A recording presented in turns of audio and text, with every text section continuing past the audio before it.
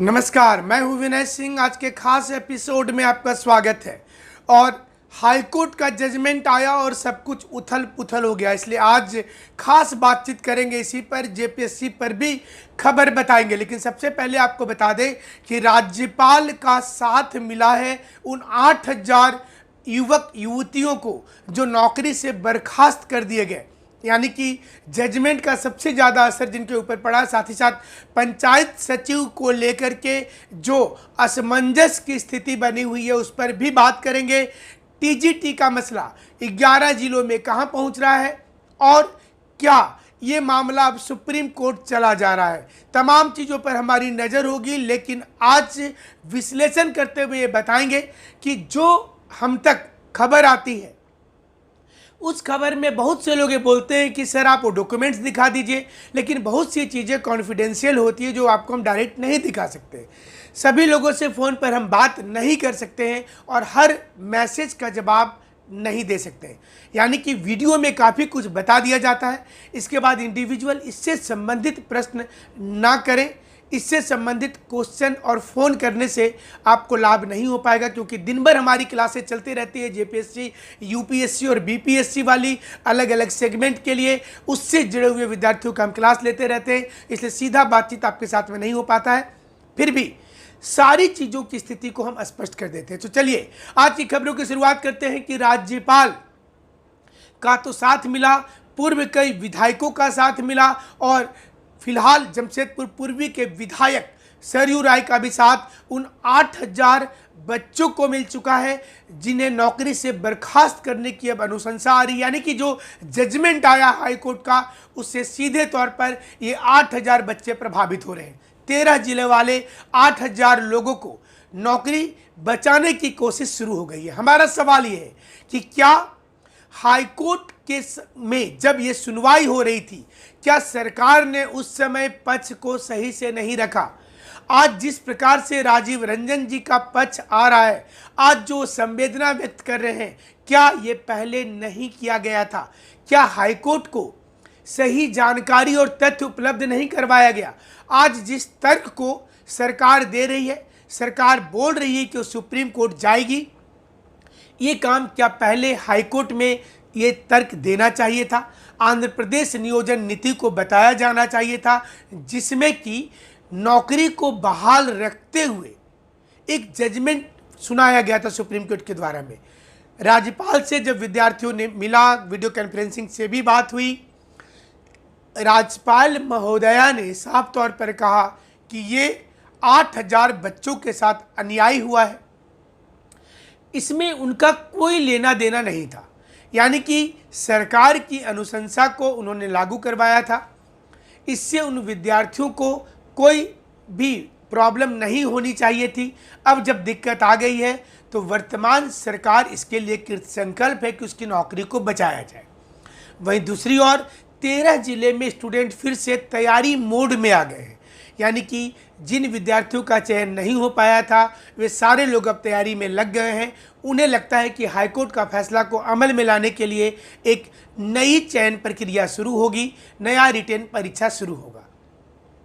13 जिले का मामला अब विधायकों से होते हुए मंत्री तक पहुंच गया, राज्यपाल तक पहुंच गया और अब ये सुप्रीम कोर्ट जाने वाला है। हाल में ही मुख्यमंत्री ने साफ तौर पर इंडिकेट कर दिया है कि इस पूरे चीज़ों की फाइल मंगवा करके उनके जो लीगल एक्सपर्ट्स हैं, जो राज्य के लीगल एक्सपर्ट्स हैं, वो इस पर पूरे मामले को देख रहे हैं, उसकी पेचीदगी को समझ रहे हैं और इसके बाद ये मामला सुप्रीम कोर्ट चला जाएगा। सुप्रीम कोर्ट में आंध्र प्रदेश नियोजन नीति के आधार पर केस लड़ा जाएगा। सुप्रीम कोर्ट में इंदिरा साहनी और अन्य जो अलग अलग मुकदमा उत्तराखंड में, छत्तीसगढ़ में, मध्य प्रदेश में जो हुआ है, जिसमें फैसला आया है, तमिलनाडु और कर्नाटक के भी मामले में आया है, महाराष्ट्र के मामले में आया है, इन तमाम तर्क को दिया जाएगा वहाँ पर और वहाँ बताया जाएगा कि अभी तक की जो स्थिति है इसमें 13 जिले के लोग जो हैं वो सेफ नहीं है। लेकिन आंध्र प्रदेश नियोजन नीति में साफ तौर पर सुप्रीम कोर्ट ने कहा था कि जिसकी नौकरी लग गई है उनको नौकरी से बर्खास्त नहीं किया जाना चाहिए। और यही 8,000 स्टूडेंट जो लगातार अब आंदोलन पर उतर आए हैं, इनका कहना है कि चिट्ठी में लिख देना कि सोनी कुमारी के फैसले का असर पड़ सकता है। क्या सिर्फ इतना लिख देने से उनको नौकरी से बर्खास्त कर देना सही है? हालांकि कानून तथ्यों पर चलता है। ये चिट्ठी में लिखा हुआ वर्ड कितना स्टैंड करेगा, कितना नहीं करेगा, ये भविष्य में सुप्रीम कोर्ट में पता चलेगा। लेकिन फिलहाल मानवता के आधार पर भी ऐसा लगता है कि इन 8,000 बच्चों की नौकरी को बचाना चाहिए। सरकार को कोशिश करनी चाहिए कि जिनको जॉब आपने दे दिया था वो अब नौकरी से नहीं हटाए जाए। रहा सवाल 11 जिले का। 11 जिले में टीजीटी अभ्यर्थियों की नियुक्ति जल्द से जल्द कर देनी चाहिए। टीजीटी के बारे में हाईकोर्ट ने साफ साफ कह दिया था कि 11 जिले जो नॉन शेड्यूल है उसमें चूंकि कोई भी दिक्कत नहीं है, और अगर ये मामला सुप्रीम कोर्ट चला भी जाता है तो 11 जिले में कोई दिक्कत नहीं आनी चाहिए। इसलिए जेएसएससी को निश्चित रूप से इस नियुक्ति को आगे बढ़ाना चाहिए। अब सवाल आता है कि क्या नया टेट परीक्षा 2016 वाले के साथ में आयोजित किया जाएगा या फिर 2016 वाले की काउंसलिंग होगी? इसे लेकर अभी तक कोई बेहतर संकेत नहीं है। इसलिए 2 अक्टूबर से मोरहाबादी मैदान रांची में 2016 टेट पास आउट वाले लोग बड़ा आंदोलन खड़ा कर रहे हैं। हमारे पास मिली जानकारी के अनुसार आगामी 2 अक्टूबर को जो पूरी राज्य के 2016 पास आउट स्टूडेंट हैं वो परमिशन लेकर रांची पहुंचेंगे, वहाँ धरना प्रदर्शन करेंगे और सरकार पर दबाव बनाएंगे कि उनको सोनी कुमारी के मामले से कोई लेना देना नहीं है, उनका मुद्दा एकदम अलग है, इसलिए अब उनकी नियुक्ति कर दी जाए। ऐसे भी लोकसभा में जब ये बताया गया कि झारखंड में 95,000 पद टीचर के खाली हैं, तो सभी लोगों का मनोबल यहाँ बढ़ा है कि इन नियुक्ति को करना चाहिए। और राज्य सरकार के ऊपर दबाव बनाने का इससे अच्छा मौका स्टूडेंट को नज़र नहीं आता है। इसलिए 2 अक्टूबर से मोरहाबादी मैदान में एक बड़ा आंदोलन शुरू हो रहा है। ये आंदोलन 2016 के पास आउट स्टूडेंट कर रहे हैं।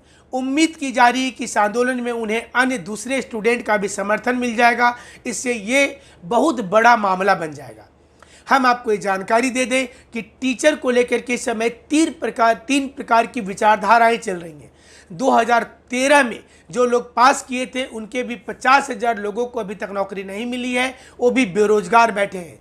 16 वाले को तो अभी तक कोई काउंसलिंग में बुलाया ही नहीं गया है, और लगभग 1 लाख से ज़्यादा स्टूडेंट बीएड करके बैठे हुए हैं जो 2016 के बाद परीक्षा का इंतजार करते करते थक गए। उनके लिए जेटेट आयोजित नहीं की गई है। अब ये सरकार के ऊपर तीनों वर्ग हो सकता है दबाव बनाए, जिससे सरकार के ऊपर दबाव बनेगा और वो इसके लिए सीधी काउंसलिंग करने के लिए विचार करना शुरू कर देगी। 2016 के लिए आंदोलन कर रहे छात्र छात्राओं में से अधिकांश लोगों का कहना है कि वह 2012 के नियमावली पर ही निश्चित रूप से आगे बढ़ाना चाहिए पूरे मुद्दे को, जबकि कुछ स्टूडेंट का यह भी मानना है कि झारखंड में जो लोग जैक से पास किए हैं उनको परसेंटेज कम मिलता है, इसलिए सीधी काउंसलिंग में वो पिछड़ सकते हैं। लिहाजा यहाँ पर एक कॉम्पिटिटिव परीक्षा होनी चाहिए। अब आपको पंचायत सचिव के मुद्दे पर बात कर लेते हैं आपके साथ में। आज का ये मेगा शो चल रहा है जिसमें तमाम मुद्दे पर पूरा सप्ताह में जो कुछ होता है उस पर बात की जाती है और आगे क्या कुछ हो सकता है उस पर बात की जाती है। पंचायत सचिव के अभ्यर्थी हाल में जेएसएससी कार्यालय पहुंचे थे। जेएसएससी कार्यालय में बातचीत के दौरान उनको वही पुराना घिसा पीटा आंसर मिला, जिसमें बताया गया कि कार्मिक की ओर से जैसे ही चिट्ठी मिल जाएगा वो आपका काम कर देंगे। सोशल मीडिया में एक खबर भी आई, हमने भी दिखाया कि एनओसी की बातचीत हो गई है, एनओसी दे दिया गया है। ऐसा विश्वस्त सूत्रों के हवाले से हम आपको जानकारी दे रहे हैं कि एनओसी के बारे में चर्चा हुई थी कार्मिक विभाग में। कार्मिक विभाग ने लिखित एनओसी अभी तक नहीं भेजा है, लेकिन वर्बली वो तैयार है। जेएसएससी के कार्यालय में विधिवत फ़ोन करके बता दिया गया है कि आपको कहीं कोई अड़चन नहीं है, आप रिजल्ट निकाल सकते हैं। स्टूडेंट के दिलो दिमाग पर यह चल रहा है कि क्या पंचायत सचिव का रिजल्ट को निकालते समय 13 डिस्ट्रिक्ट बनाम 11 डिस्ट्रिक्ट का क्या मामला फंस सकता है? क्या 13 जिला और 11 जिला को लेकर के क्या अलग अलग नियुक्ति आ सकती है? और क्या इसे सुप्रीम कोर्ट जाने का बहाना बना करके रोका जा सकता है? हम आपको यहाँ पर एक चीज़ स्पष्ट करना चाहेंगे। हाईकोर्ट ने अपने जजमेंट में साफ साफ कह दिया था कि नियोजन नीति गलत है। अब जो सुप्रीम कोर्ट में मामला जा रहा है वो नियोजन नीति को लेकर नहीं जा रहा है, नियोजन नीति को लेकर नहीं जा रहा, सुप्रीम कोर्ट में मामला ये जा रहा है क्योंकि राज्य सरकार ने स्वयं कहा कि नियोजन नीति पुरानी सरकार ने जो लागू किया था वो गलत था। सुप्रीम कोर्ट में मामला उस 8,000 बच्चों के भविष्य को लेकर जाया जा रहा है जो नौकरी में हैं, यानी कि उनकी नौकरी को सेफ रखते हुए इस जजमेंट को देखा जाए। इसलिए पंचायत सचिव के एक भी नौकरी पर इसका असर नहीं पड़ने वाला है। सोशल मीडिया में 11 जिले और 13 जिले का जो जिक्र किया जा रहा है वो निराधार है। अलग अलग यूट्यूब चैनल पर, अलग अलग सोशल मीडिया प्लेटफॉर्म पर जो बताया जा रहा है वो गलत है, भ्रामक खबर है। क्योंकि हाईकोर्ट ने कभी नहीं कहा कि वो स्टे लगाती है, क्योंकि पंचायत सचिव का तो रिजल्ट निकला ही नहीं था, इसलिए स्टे की गुंजाइश कहाँ बच जाती है। अब ये रिजल्ट को निकालते समय पंचायत सचिव में मेरिट पर निकालना होगा, सभी राज्य को ओपन करना पड़ जाएगा, क्योंकि इसको साफ साफ कहा गया है कि बर्थ के आधार पर किसी भी राज्य में डिस्ट्रिक्ट वाइज, गांव के अनुसार, प्रखंड के अनुसार, शहर के अनुसार आप नौकरी नहीं दे सकते। किसी राज्य में सीट रिजर्वेशन का ज़्यादा या कम किया जा सकता है और इसके लिए भी राज्य में लागू करने के बाद विधानसभा नहीं बल्कि लोकसभा राज्यसभा से बिल पास करना चाहिए। इस चीज़ को हाईकोर्ट ने भी कहा कि झारखंड में जिस प्रकार से नियुक्ति की गई ये सरासर अन्याय दिखता है, ये असंवैधानिक प्रतीत होता है, जिसमें संसद से कोई बिल पास ही नहीं किया गया और संसद को ही इस पर अधिकार है, लिहाजा इसे वो खारिज करते हैं। अब कहीं कोई गुंजाइश नहीं बनता है कि सरकार इस रिजल्ट को रोके।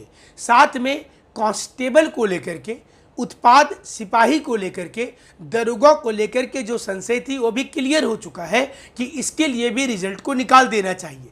यानी कि अब जेएसएससी के पास भी कोई बहाना बनाने का मौका नहीं। आप ऐसे समझिए इसको कि जेएसएससी अब बहाना बनाने लायक पोजीशन पर खड़ी नहीं है कि वो आपको ये जवाब दे दे कि स्टे लगा हुआ है। सरकार के ऊपर चौतरफा दबाव है, इसलिए कार्मिक विभाग भी यह कहकर नहीं रोक सकता है कि वह फैसले का अध्ययन करेगी और देखेगी। यहाँ पर स्पष्ट रूप से दिख रहा है कि कार्मिक विभाग को सीधे तौर पर जेएसएससी को बोलना पड़ेगा कि आप रिजल्ट निकालिए, राज्य सरकार चाहे नहीं चाहे, क्योंकि इस समय सोशल मीडिया का ज़माना है।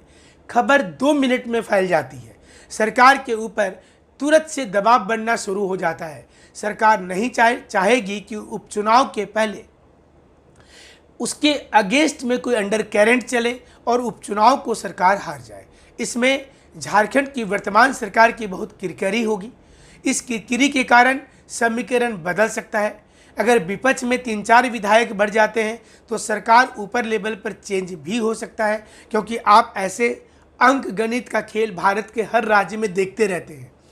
अब यहाँ पर सवाल ये सामने आ रहा है कि ये सब कुछ होगा कैसे, चूँकि सरकार ने वादा किया था कि वो 1 साल में 5 लाख नौकरी देगी।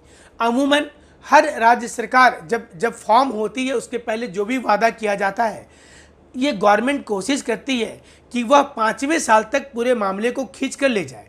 जैसे आप कोई गेम देखते हैं तो उसमें आप देखते हैं कि बहुत सी टीम ऐसी होती है जो अंतिम 5 ओवर में जाती है 2020 के मैच में और वहाँ पर मैच का डिसीजन करवाती है।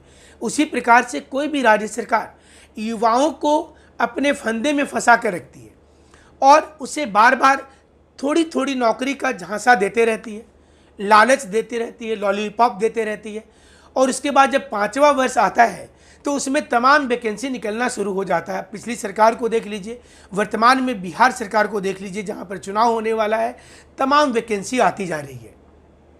हालांकि बिहार में हर साल कुछ वैकेंसी आया, लेकिन चुनाव के काल में जो अंतिम ओवर में जिस प्रकार से ज़्यादा रन बटोरे जाते हैं उसी प्रकार से ज़्यादा वैकेंसी निकाली जाती है।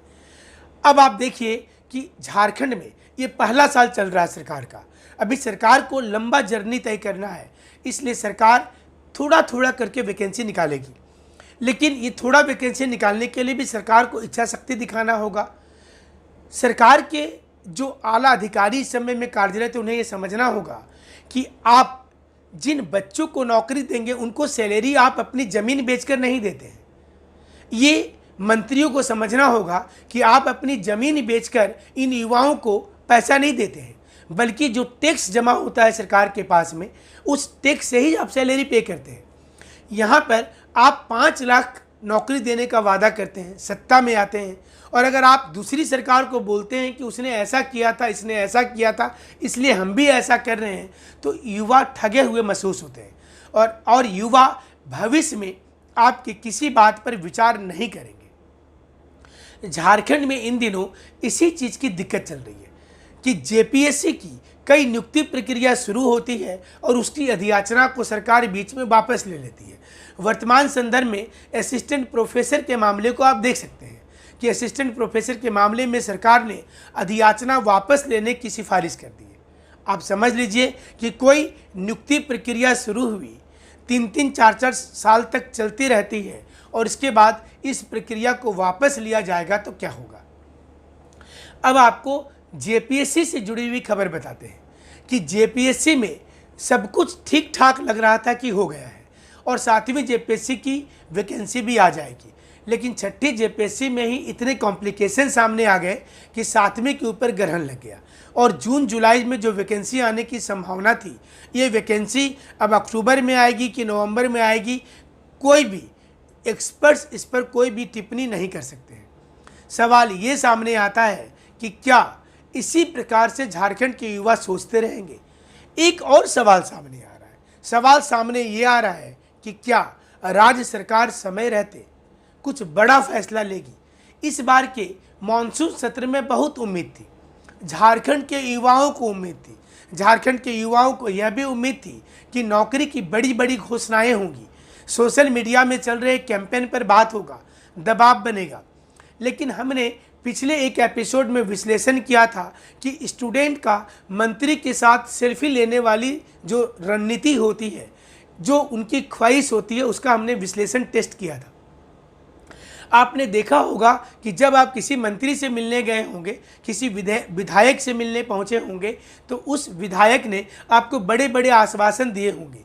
आप लोग उनके साथ सेल्फी लेकर सोशल मीडिया में ये बताने की कोशिश करते हैं कि आप इनके साथ एक फ़ोटो खिंचाने में सफलता प्राप्त कर लिए हैं, लेकिन सही मायने में पॉपुलैरिटी आपकी नहीं होती है, उस विधायक और मंत्री की होती है जिसको आप चिट्ठी देने के लिए गए थे।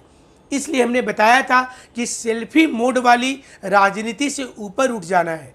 आपके किसी मुद्दे पर विधानसभा सत्र में बात ही नहीं हुआ, यानी कि पूरे 6-8 महीने तक जो लोग दौड़ते रहे विधायक और मंत्री के पीछे, ये समझकर कि वो चिट्ठी दे देते हैं और चिट्ठी में लेटर में लिख दिया जाता है, उनके बारे में विचार किया जाता है, ऐसा कुछ हंगामेदार विधानसभा होगा जिसमें युवा के नाम पर मंत्री और विधायकों से प्रश्न पूछा जाएगा, ऐसा कुछ नहीं हुआ। तकरीबन 32 से 34 विधायकों की चिट्ठी हमारे पास है, जिसे 2016 टेट पास वाले ने जाकर के जमा किया था। ऐसी ही चिट्ठी हमारे पास पंचायत सचिव को लेकर के भी है। लेकिन क्या आपके किसी मुद्दे पर मानसून सत्र में बातचीत हो पाया? इसलिए युवाओं को सेल्फी मोड से बाहर आना होगा। आपको मंत्रियों को ये दिखाना पड़ेगा कि आपके साथ सेल्फी लेने के लिए हम बाध्य नहीं हैं और ना ही हम सेल्फी में फ़ोटो खिंचवाने के लिए हम चाहते हैं। इसलिए हमें सिर्फ रोज़गार चाहिए, हमें सिर्फ नौकरी चाहिए, जिसके लिए हमने आपको चुना था। और सरकार पर जब तक इस प्रकार के सोशल मीडिया में नहीं पड़ेगा दबाव, तब तक कुछ भी होने वाला नहीं है। हम आप सभी लोगों से एक बार फिर से अनुरोध करेंगे कि हम सारी चीज़ों का विश्लेषण अपने शो में कर देते हैं और यही कारण है कि आपका प्यार और स्नेह हमें लगातार मिलता है और हमारा शो पॉपुलर है। इसलिए हम एक और रिक्वेस्ट करेंगे कि लगातार हमें फ़ोन करके इसी मुद्दे पर बातचीत करने की कोशिश ना करें, क्योंकि इससे संबंधित तमाम चीज़ों की हम जानकारी दे देते हैं। कुछ और स्टूडेंट का हम शुक्रगुजार हैं जो तमाम चीज़ों को हम तक उपलब्ध भी करवाते हैं, हमें बताते हैं कि आज क्या बातें हुई हैं कहाँ पर। कुछ हमारे विश्वस्त सूत्र हैं जिनके हवाले से हम आपको खबर देते हैं, और जो आप व्हाट्सएप मैसेज करते हैं उसका भी अधिकांश लोगों को जवाब मिल जाता है। जिनको जवाब नहीं दे पाते हैं वो बुरा नहीं मानेंगे, उनके लिए हमें बहुत अफसोस होता है, लेकिन कोशिश करते हैं कि तमाम लोगों के साथ हमारा संपर्क रहे। हमारे साथ आप इसी प्रकार से जुड़े रहिएगा। जितने मुद्दे होते हैं नौकरी वाली, फ़िलहाल CGL SSC जो है उसकी वैकेंसी आ रही है, बैंकिंग की वैकेंसी आ चुकी है, JPSC वाली आने वाली है। कब आएगी ये अभी तक हमारे पास डेट नहीं आया है, क्योंकि हम तो एक्सपेक्ट कर रहे थे जून जुलाई में आएगी, बट कमेटी के चक्कर में और छठी JPSC में इतने मुकदमे हो चुके हैं, ये दोनों के चक्कर में मामला पूरा उलझ चुका है। थोड़ा विलंब हो रहा है इसमें। JSSC CGL का क्या होगा, इसे लेकर भी ढेर सारे प्रश्न होते हैं। जब तक सरकार ये नियुक्ति प्रक्रिया शुरू नहीं करती है, JSSC CGL पर प्रश्नवाचक चिन्ह लगा रहेगा। वो अक्टूबर नवंबर में होने की संभावना नहीं होगी। हमारे साथ इसी प्रकार से जुड़े रहिएगा। जुड़ने के लिए शुक्रिया, धन्यवाद।